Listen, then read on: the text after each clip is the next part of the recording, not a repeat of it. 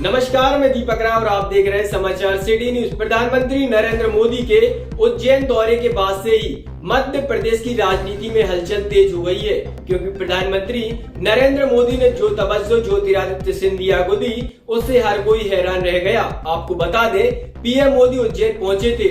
महाकाल मंदिर में उन्होंने पूजा की। महाकाल मंदिर में उनके साथ केवल 3 लोग थे: मध्य प्रदेश के मुख्यमंत्री शिवराज सिंह चौहान, मध्य प्रदेश के राज्यपाल मंगू भाई पटेल और केंद्रीय मंत्री ज्योतिरादित्य सिंधिया। ऐसा नहीं है कि मध्य प्रदेश से सिंधिया ही मोदी कैबिनेट में शामिल हो, और भी कई दिग्गज नेता कैबिनेट में शामिल है, लेकिन पीएम मोदी ने महाकाल में केवल सिंधिया को ही आने की इजाजत दी।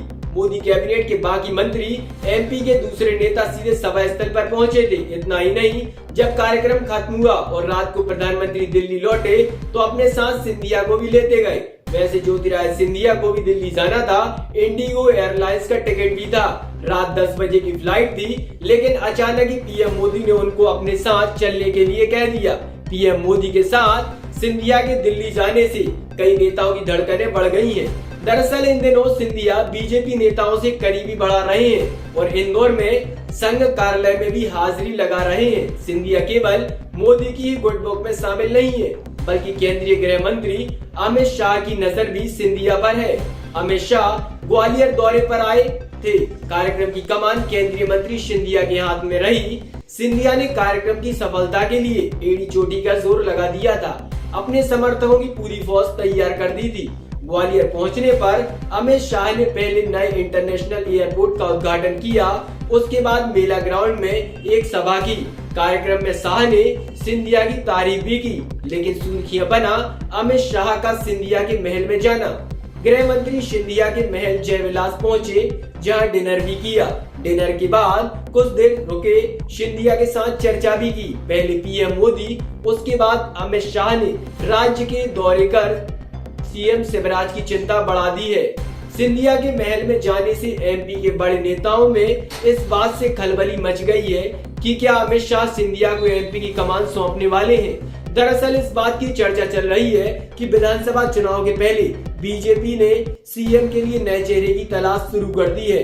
पार्टी हाईकमान की सबसे ज्यादा नजर ज्योतिरादित्य सिंधिया पर है। सिंधिया भी लगातार मध्य प्रदेश में सक्रिय नजर आ रहे हैं। वह अपने विरोधियों से लगातार संपर्क कर रहे हैं। विरोधियों के घर अचानक जाकर उनके परिवार के साथ मुलाकात करने में लगे हुए हैं। सिंधिया का प्रभाव भी पूरे मध्य प्रदेश में है। ऐसे में सिंधिया आसानी से शिवराज का विकल्प बन सकते हैं। दावे तो यहाँ तक किए जा रहे हैं कि बीजेपी के वरिष्ठ नेताओं ने सिंधिया को उम्मीदवार बनाने की तैयारी भी शुरू कर दी है।